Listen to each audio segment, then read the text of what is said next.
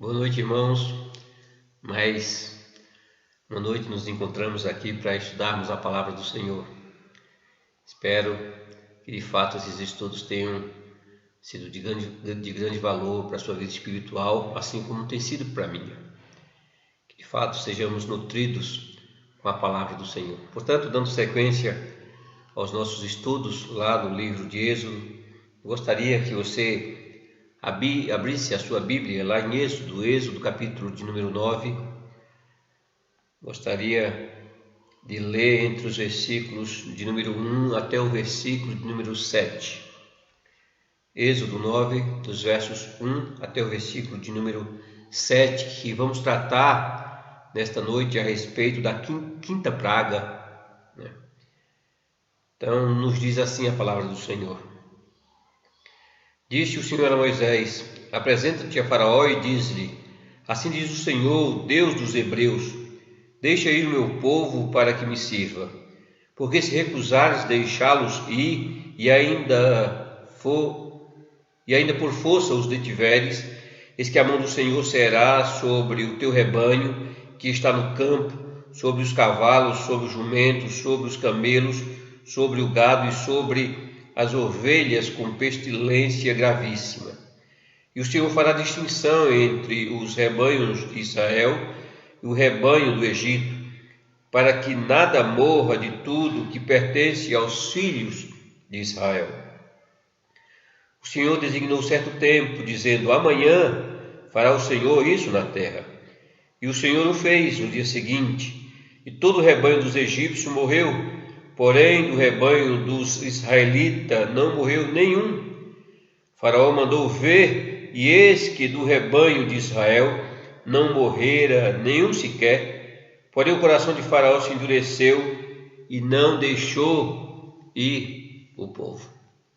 Oremos, irmãos. Pai querido, nós te agradecemos por tua palavra lida, nós te agradecemos, ó Pai, porque através dela nós somos nutridos espiritualmente. Fala conosco através da tua palavra, nos ensine, Senhor Deus, a temer o teu nome, a viver, ó Pai, em obediência total ao Senhor. Abençoa-nos, nós te suplicamos, em nome do Senhor Jesus Cristo. Amém. Irmãos, quem não se lembra desse fato? Em 1985, os fazendeiros ingleses eles perceberam que tinham alguma coisa de muito grave acontecendo com o gado.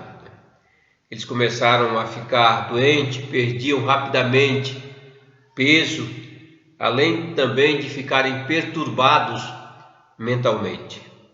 Era uma doença desconhecida. O gado infectado se comportava de modo estranho, tornava-se terrivelmente agressivo, eles pareciam loucos. E foi assim que a doença recebeu o nome de doença da vaca louca.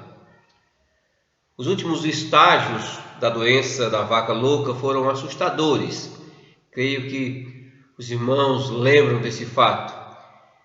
O gado tropeçava nas próprias pernas, por assim dizer, e caíam mortos. Mas a doença tornou-se ainda mais grave, mais assustadora 10 anos depois. Em 1995, quando os médicos descobriram que essa doença poderia contaminar os humanos, porque as pessoas que haviam comido carne contaminada começaram a sofrer dos mesmos sintomas do gado.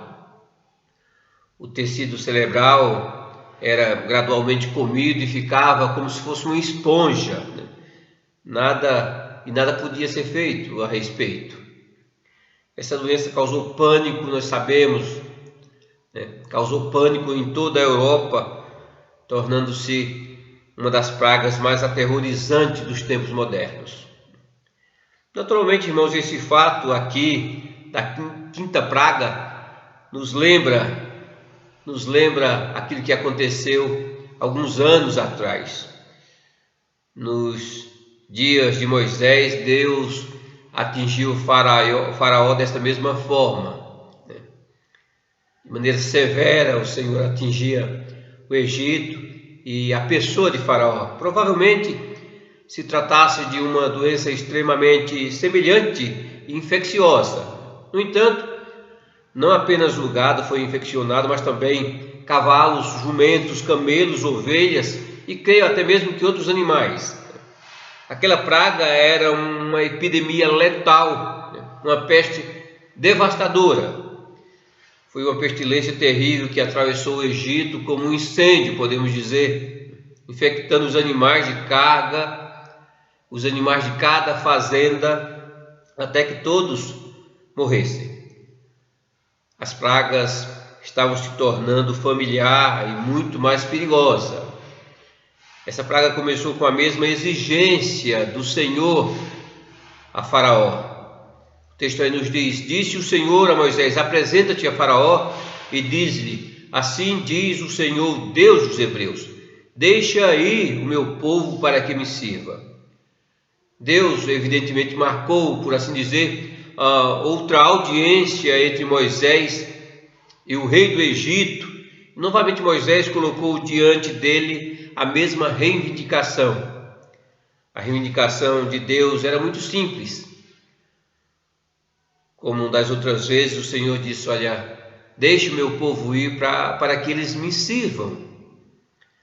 Durante séculos, os israelitas estiveram presos aos egípcios, mas por causa da aliança que o Senhor havia feito com eles, o Senhor deixava mais bem claro que os israelitas pertenciam ao Senhor e o Senhor não estava disposto a vê-los naquela condição por mais tempo.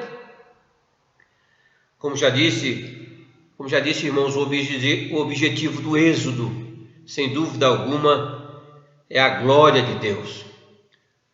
O fim principal de Israel foi o mesmo que o fim principal de cada homem: glorificar a Deus e gozá-lo para sempre.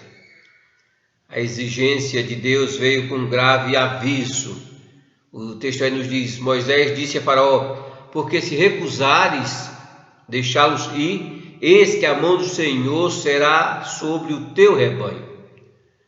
Deus foi explícito sobre as consequências das ações de Faraó. Se ele persistisse na sua tirania com o seu povo, em tratar o seu povo, o povo de Deus, como vinha tratando, os egípcios mais uma vez sofreria todo o mal.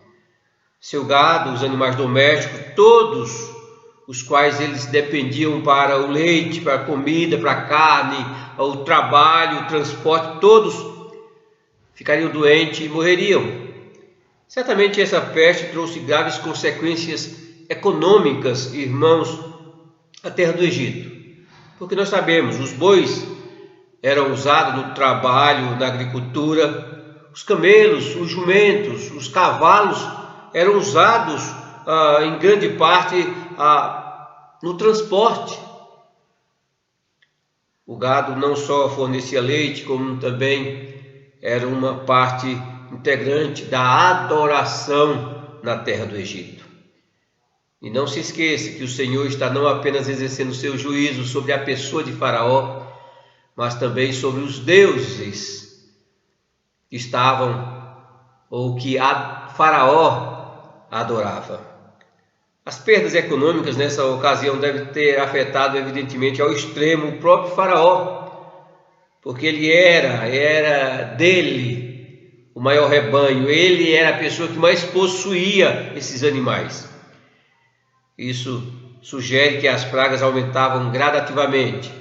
Não só a quinta praga foi a primeira praga a trazer morte, mas também foi a primeira praga a destruir a propriedade pessoal de Faraó. Apesar de alguns tentarem explicar essa praga como consequências dos acontecimentos anteriores, o que o texto deixa claro é que isso vinha do Senhor, isso era o Senhor exercendo o seu juízo. O texto diz: a mão do Senhor será sobre o teu rebanho.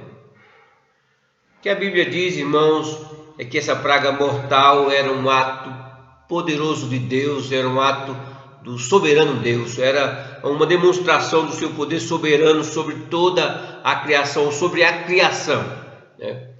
Veja, irmãos, que o Senhor estabeleceu um tempo. O texto nos diz: o Senhor designou certo tempo, dizendo: amanhã fará o Senhor isso na terra. Evidentemente, esse tempo certamente levou o faraó a pensar em tudo aquilo, naquilo que estava acontecendo. Certamente levou o faraó a refletir a respeito do Deus de Israel, a colocar, como se diz, na balança todos aqueles acontecimentos, sem dúvida alguma. O fato é que a natureza milagrosa dessa praga, irmãos, ela é vista não apenas no seu grau de intensidade, mas também no seu tempo, em sua duração. Além disso, essa praga também é milagrosa na sua distinção, na separação entre Israel e Egito. O texto nos diz: e o Senhor fará distinção entre os rebanhos de Israel e o rebanho do Egito, para que não morra de tudo que pertence aos filhos de Israel.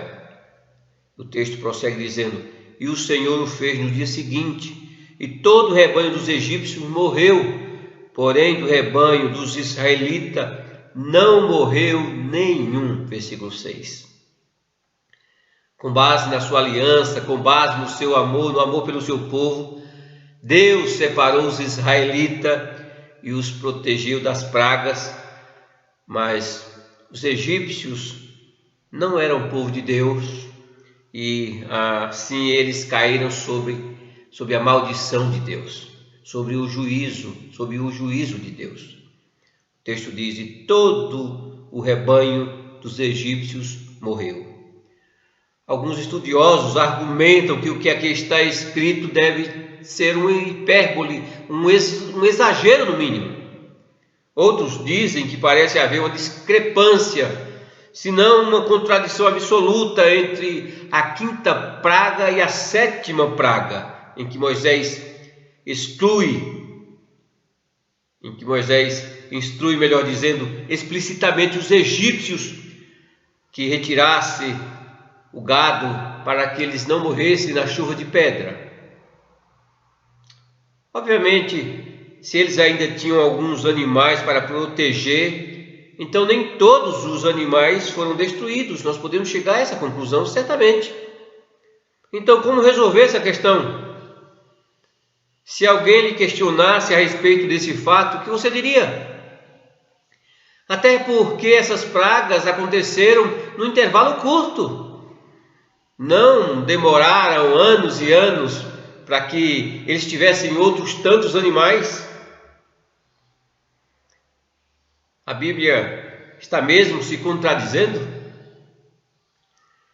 Esse é o tipo de pergunta, irmãos, que os crentes que creem na inerrância da palavra de Deus devem estar preparados para responder. Vamos para o texto bíblico e veja que quando nós lemos, o versículo 3 nos diz: eis que a mão do Senhor será sobre o teu rebanho que está no campo. Evidentemente que aqueles que estavam em estábulos certamente foram poupados, e muitos desses animais são poupados novamente na sétima praga. Então nós temos que entender o que o Senhor está dizendo aqui. O Senhor está falando de animais que estavam no campo. Não foi todos que morreram, não foi todos. Mais uma vez, irmãos, como aconteceu com as demais pragas, Deus se voltava contra os deuses sagrados do Egito. Todas as pragas nós estamos vendo, tinha esse relacionamento entre aquilo que o Senhor estava fazendo, entre o seu juízo e aquilo que o Senhor estava fazendo ao massacrar os deuses, ao destruir os deuses do Egito. Textos egípcios antigos frequentemente fariam referência à mão de Faraó, à mão forte de Faraó, especialmente no contexto de conquistas militares, no contexto da guerra. Mas a mão de Deus era mais forte, muito mais forte do que a mão de Faraó. O Senhor, ao esticar a sua mão contra Faraó, Deus também provava o seu poder sobre os deuses de Faraó. As vacas eram sagradas na terra do Egito. Uma das chaves, irmãos, para desbloquear o significado espiritual das pragas Números capítulo de número 33, versículo 4, quando nós lemos: enquanto estes sepultavam todos os seus primogênitos, a quem o Senhor havia ferido entre eles, também contra os deuses executou o Senhor juízo. Aqui está a razão das pragas, aqui está a razão porque o Senhor fazia o que fazia na terra do Egito. Ele fez isso para mostrar que Ele, e só Ele, era infinitamente mais poderoso do que os deuses dos egípcios. Essa interpretação, irmãos, é devidamente ordenada para que nós conectemos essas pragas ao objetivo da idolatria egípcia. O simbolismo da quinta praga ele é essencialmente potente, porque muitos deuses e muitas deusas do Egito eram retratados como esses animais. O touro ali era adorado porque era considerado uma figura da fertilidade, o grande inseminador imbuído da potência e da vitalidade da vida. Os egípcios criam nisso.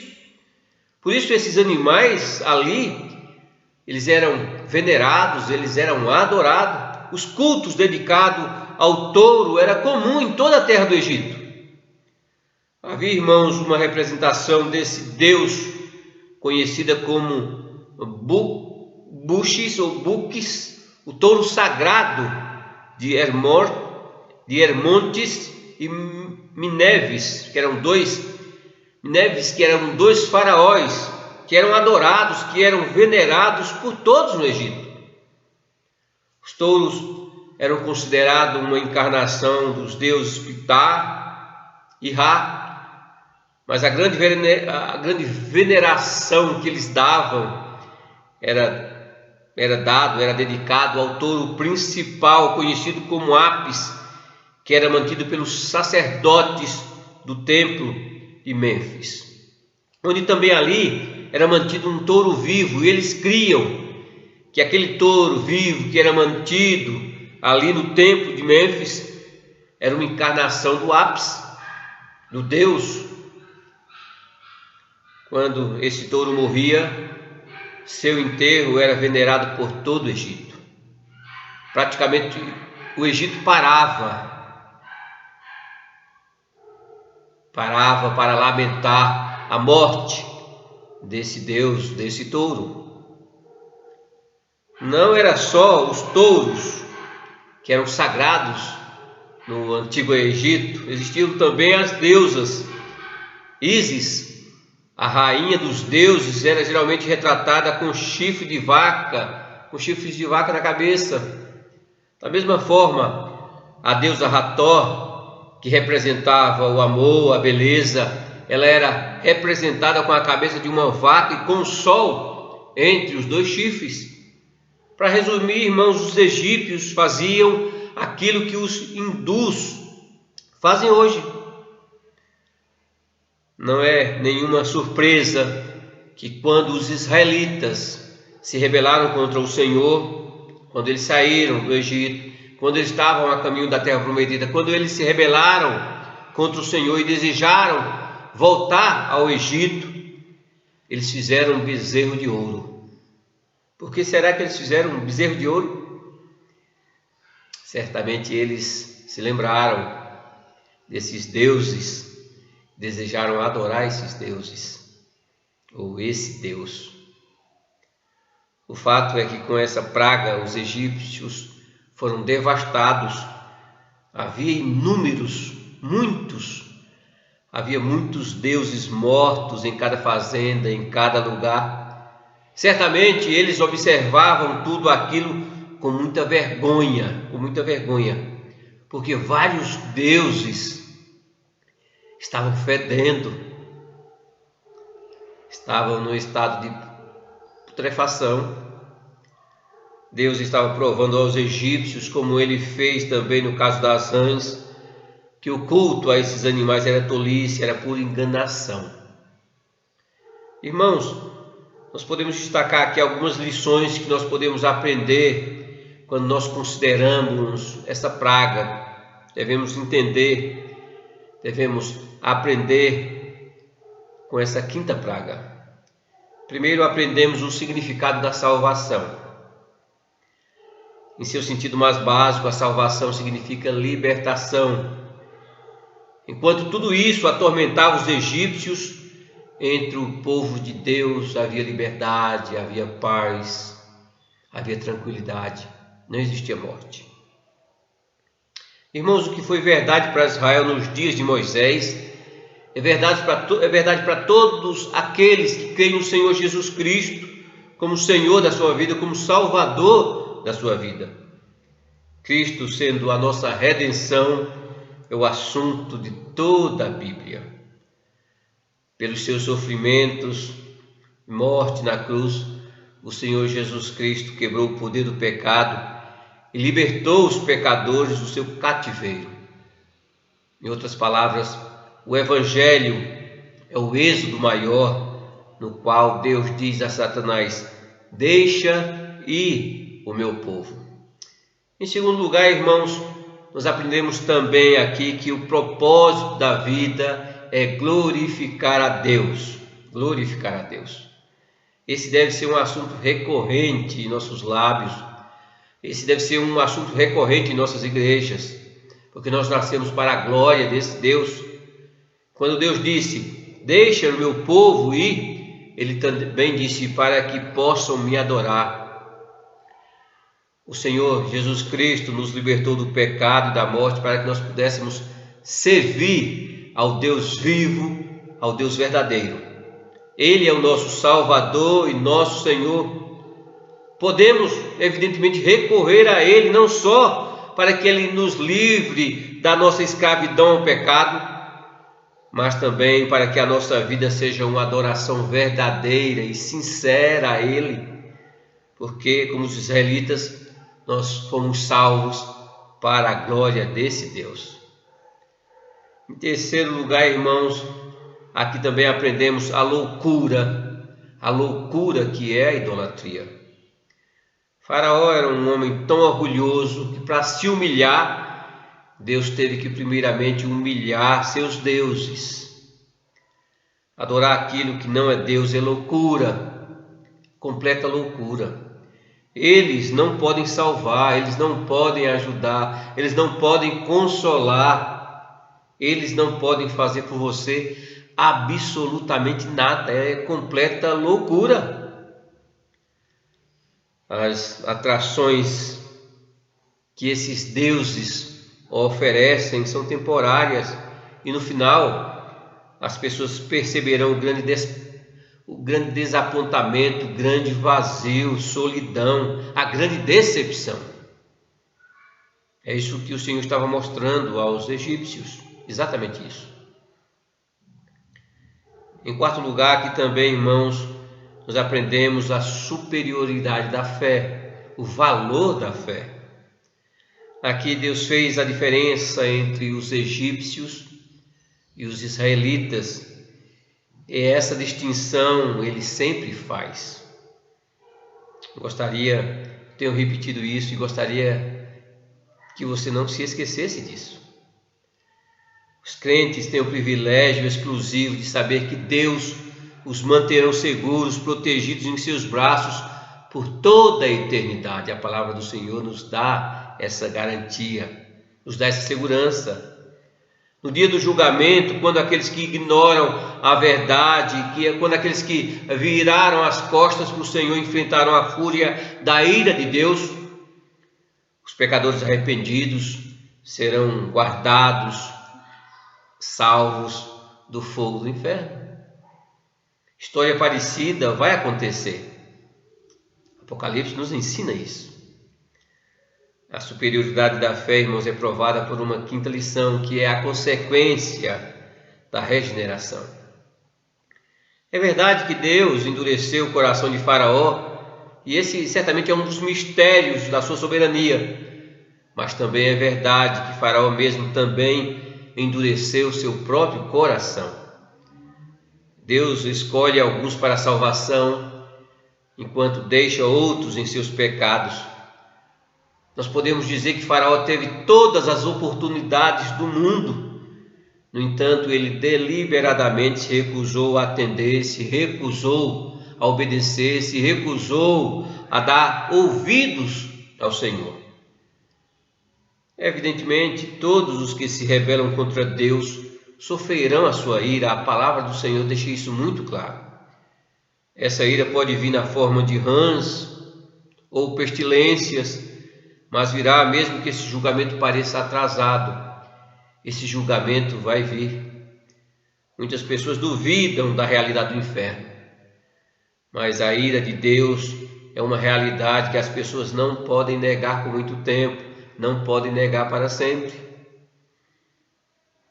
Irmãos, nós devemos observar os sinais, devemos perceber muito claramente que esse dia se aproxima, o dia do juízo, do grande juízo. Um dia, irmãos, todo ser humano estará diante do Senhor de toda a terra, diante do grande julgamento. E essas pragas é um sinal de que a rebelião contra Deus um dia terá que ser arcada. A rebelião contra Deus trará consequências terríveis. Essa é a grande verdade. Por fim, irmãos, esse texto, o texto bíblico aqui nos ensina a ter um coração amolecido pelo Espírito Santo, coração guiado pelo Espírito Santo, coração governado pelo Espírito Santo, de maneira que tudo que formos fazer, nós temos como propósito a glória do Senhor. Mas por fim, há mais uma lição que nós podemos aprender aqui, uma lição ministrada, por assim dizer, pelo mau exemplo. O texto aí nos diz: Faraó mandou ver, e eis que do rebanho de Israel não morrera nenhum sequer. Porém o coração de Faraó se endureceu e não deixou ir o povo. Com tudo isso aqui nós aprendemos a necessidade de um coração compreensivo às verdades de Deus. Faraó foi um homem que sentou, por assim dizer, na primeira fila para ver todos os sinais de Deus, todas as maravilhas de Deus. No entanto, não importa quantos milagres ele viu, ele sempre se mantinha incrédulo e ignorava a reivindicação de Deus. Houve algumas ocasiões que ele insinuou que cederia, mas a dúvida sempre tomava conta do seu coração, a incredulidade tomava sempre conta do seu coração, mesmo sabendo que Deus havia feito tamanha distinção. Não é incomum, irmãos, que incrédulos investiguem a Deus como fez Faraó. Não é incomum. Ele tinha mais do que fatos suficientes para confiar em Deus e obedecer à sua vontade. Ele não só testemunhou os sinais, as maravilhas, mas também foi avisado das consequências de se recusar a crer em Deus. Mas ainda assim o texto diz que ele não acreditou. Deus endureceu seu coração quando ele mesmo havia resolvido fazer exatamente isso. O coração é tratado na palavra de Deus como um centro espiritual de uma pessoa. Ou seja, o seu coração recusava a crer naquilo que a sua mente dizia ser verdade. Seu coração mostrava quem ele era de fato. O que Faraó precisava era de um coração compreensivo, sensível à graça de Deus. Há um tempo, irmãos, e lugar para as pessoas investigarem a Deus antes que alguém possa tomar uma decisão. É preciso responder algumas perguntas sobre quem Ele é, quem Deus é e quem Deus fez, ou o que Deus fez. Essas perguntas, ela é até é benéfica, sem dúvida alguma. Ninguém pode fazer uma avaliação honesta do cristianismo sem responder a essas perguntas. No entanto, chega um momento em que devemos parar de investigar e devemos começar a crer, devemos começar a obedecer, devemos começar a viver a verdade da palavra de Deus. Por quê? Por que é que algumas pessoas se recusam a abraçar o cristianismo, mesmo depois de ser convencida de que Deus é verdadeiro Deus, de que Deus é o único verdadeiro Salvador? O que impede essas pessoas? O que impede essas pessoas, irmãos, é o mesmo motivo que impediu Faraó, ou como diz Paulo, pela dureza do seu coração. Ou ainda, como disse o autor aos Hebreus, quando ele fala: tende cuidado, irmãos, jamais aconteça haver em qualquer de vós perverso coração de incredulidade que vos afaste do Deus vivo. O exemplo de Faraó, irmãos, nos adverte a abraçar com os nossos corações o que nossas mentes sabem ser a verdade, a confessar a verdade, viver a verdade, amar o Senhor da nossa salvação, a cada dia estarmos cada vez mais próximos do Senhor, porque um dia o Senhor novamente fará distinção entre aqueles que o servem e aqueles que não servem, entre o seu povo e aquele que não é seu povo. Que o Senhor nos dê um coração compreensivo, é disso que nós necessitamos, que de fato a palavra do Senhor faça toda a diferença em nossas vidas, que de fato possamos descansar nessas verdades, na certeza de que o Senhor é um Deus que nos guarda, nos protege, é um Deus que nos levanta, é um Deus que perdoa, mas Ele é um Deus que deseja que nós cremos na Sua palavra, que nós possamos viver a Sua palavra acima de todas as coisas. Que o Senhor derrame sobre nós a Sua graça, que sejamos alimentados por essa palavra. De fato, o Senhor incline os nossos corações à Sua palavra, à Sua graça, de maneira que sejamos humildes servos prontos para adorá-lo em tudo que fazemos. Que o Senhor nos abençoe. Amém. Oremos, irmãos. Deus eterno, nós te agradecemos por tua palavra. Sabemos que o Senhor é poderoso, sabemos que o Senhor continua sendo o mesmo Deus. Deus, nós te agradecemos por tão grande salvação, te agradecemos porque o Senhor nos libertou do império das trevas, nos transportou para o reino do Filho do teu amor. O Senhor nos tirou do Egito e o Senhor nos conduz à Canaã celestial. O Senhor nos tirou da escravidão, o Senhor nos conduz à liberdade, o Senhor nos conduz à presença gloriosa do teu amado Filho. Muito obrigado, Deus dos céus, por nossas vidas. Peço pela vida da igreja, que o Senhor nos abençoe, que a tua palavra, Deus dos céus, faça toda a diferença em nossas vidas, que possamos atentar àquilo que nos ensina, para o texto bíblico, que possamos reverenciar o teu nome acima de todas as coisas e viver a tua palavra para a glória, para a honra, para o louvor do teu nome. Nós te agradecemos em nome do Senhor Jesus Cristo. Amém. Amém, irmãos. Então, na próxima semana nós daremos sequência ao nosso texto. Que o Senhor nos abençoe grandemente. Amém.